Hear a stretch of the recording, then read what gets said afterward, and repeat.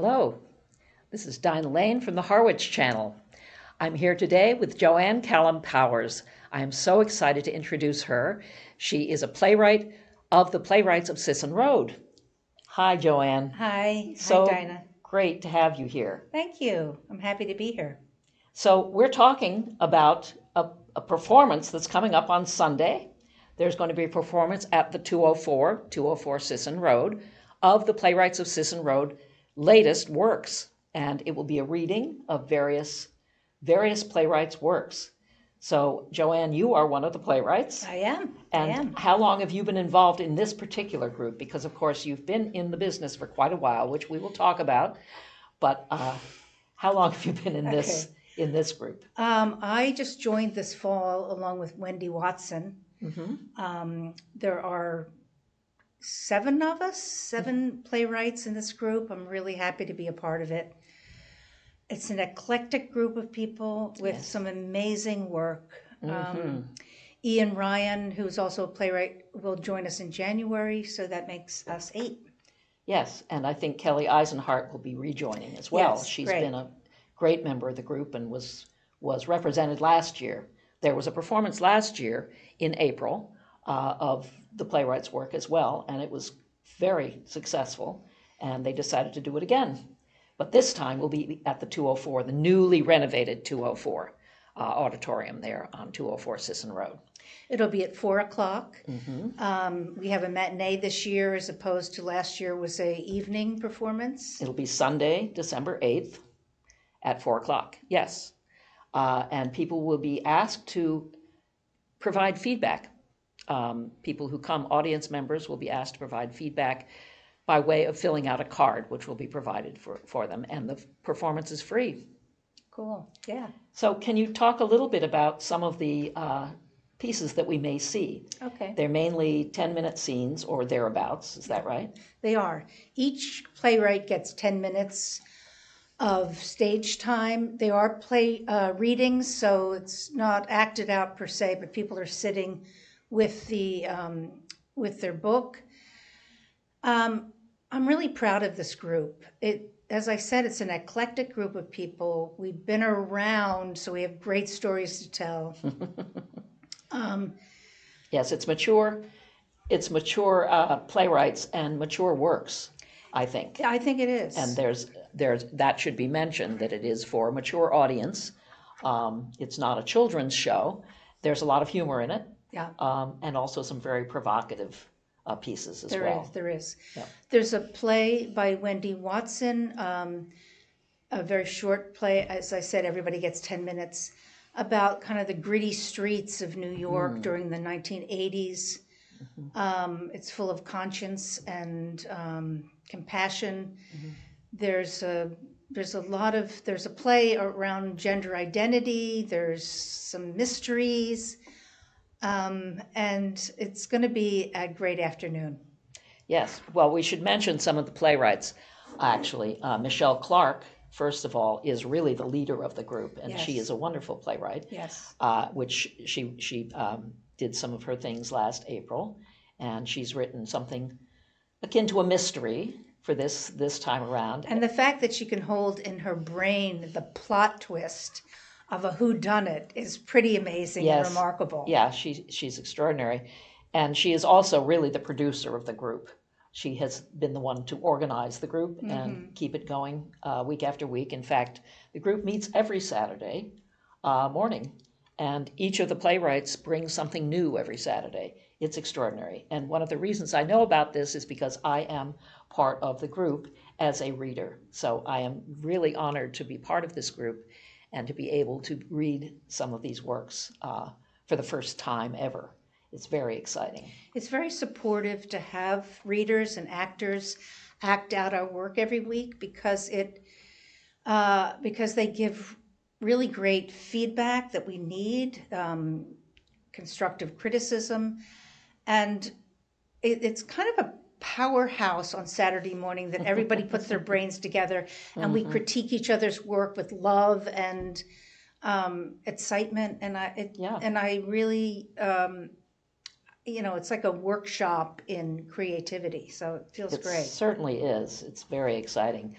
And some of the other playwrights are someone who's very familiar to Cape Cod audiences, I think, is Art Devine, who is from Cape Rep, and he really started many of the people in this group on their path to writing plays. He taught a playwriting course, has taught many playwriting courses. Yes, he has. And he makes it look easy, which is what's so annoying about art, because it's a really difficult process.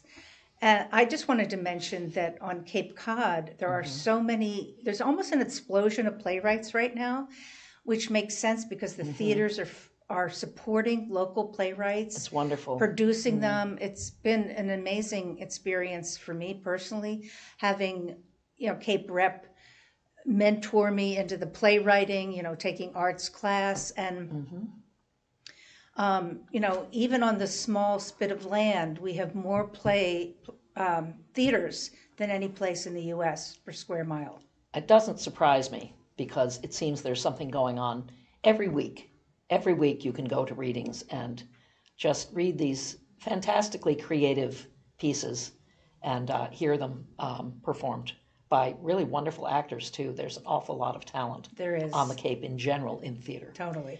And speaking of which, I would be remiss in not talking about your Miss Delta Township performance, which was so fabulous. Thank you. I was lucky enough to experience that several years ago at Cape Rep. Right. It was a one-woman show. And do you want to say a little bit about that, the process of writing that? Well, yes, I work very autobiographically, unfortunately, because I think it makes it harder to write from real life, because you can't just throw in a plot twist, or, when you're stuck in the play, you can't go, well, I think I'll try having, a bomb go off or something. I can't do that. So, and I think if it didn't happen, I think also I might write to figure out what I'm writing, which a lot of playwrights don't do that. They plot it out. They know what they're going to say. They know what the story's about. They know the beginning, they middle. start from there. They start from there. Yes. Whereas I think I always make things harder than they have to be anyway. So it makes sense that I don't know, I have a general sense, but then I keep writing and writing and writing, and it emerges. But I think what I get out of it is that it's a cathartic experience for me, because I am doing my own therapy through writing the play. But the Miss Delta Township was completely autobiographical, as I understand, it was, and it was a musical as well. I mean, there was music in it, there was and music. dance. Right. There was music and dance, and it was really a beautiful, beautiful piece. One of the most extraordinary one-person shows I've ever seen. Well, thank you. So. I have to give credit to Janine Perry from Cape Rep and Mo Hanlon, who really ushered me into that experience, because it was frightening. Yes, I would imagine so. I'm not really an actor. I was a dancer by trade, so it's a new thing for me to have words. I was in a field that was completely nonverbal, and to get into playwriting and then all of a sudden acting like I'm an actor all of a sudden was a big learning curve. Yes. So, well, it came off so beautifully. Thank you. And clearly it was a long process, and you are now working on another long process for this event, this performance on Sunday. Right. And you'll be doing some scenes from your new work called The Family Powers. Exactly. Is that right? Yes. Okay. So that's great. And then we have also Kristen Stewart, who will be doing something mysterious. Kristen Stewart is a comic, and so you're in for a treat with her comedy, and she has a twist of mystery in it too, so that'll be fun. And you have Bob Cohen. Bob, I believe, is a psychologist, so he brings that understanding of character development, which is fascinating to me, is that he is writing about senior dating scenes, which is really quite fun. This particular piece that he's going to be doing on Sunday is about a dating scene with seniors, and it is fun, a lot of fun. Yeah. And then, of course, speaking of fun, we have Jim Pettibone. Jim Pettibone, he's so unique. I don't think, I know Michelle, our producer, has described him as a combination between Garrison Keillor and Stephen Wright, the comedian. Yes, right. Mm-hmm. He's so funny, but he's hard to describe. And he does vignettes. He does vignettes. It's really correct. very short vignettes in between some of the longer pieces. Right. So there's quite a bit of variety in the show, and it should be something for everyone, really. I think it's lots of fun. And again, it's at the 204 Sisson Road. 4 o'clock Sunday. 4 o'clock on Sunday on December 8th, yes. And what else do we want to mention? Well, I think just the experience of having the audience give us feedback, I think the audience plays a very valuable part in this process. Yes. Which is to say, what do you think worked? What didn't work? That's right. They have the opportunity to do that. Right. So it's a work in progress. And there will not only be cards to fill out, but also I believe there's a feedback session at the end. Okay, awesome. So that will be an opportunity for audience members to engage the playwrights and the performers Right. In any way to talk about their experience of viewing these things. Right. And you don't have to know anything about playwriting to give feedback, because it's just, what did you feel about it? Because I think that's helpful for Right. all of us. Right.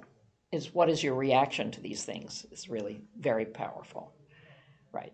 Okay.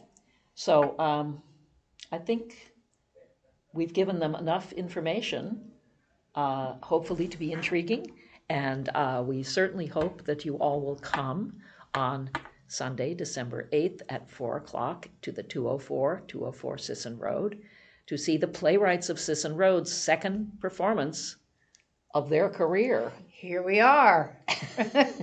And here we will be. And we'll go. Here we go. Thank you so much. And this is Dinah Lane for the Harwich Channel.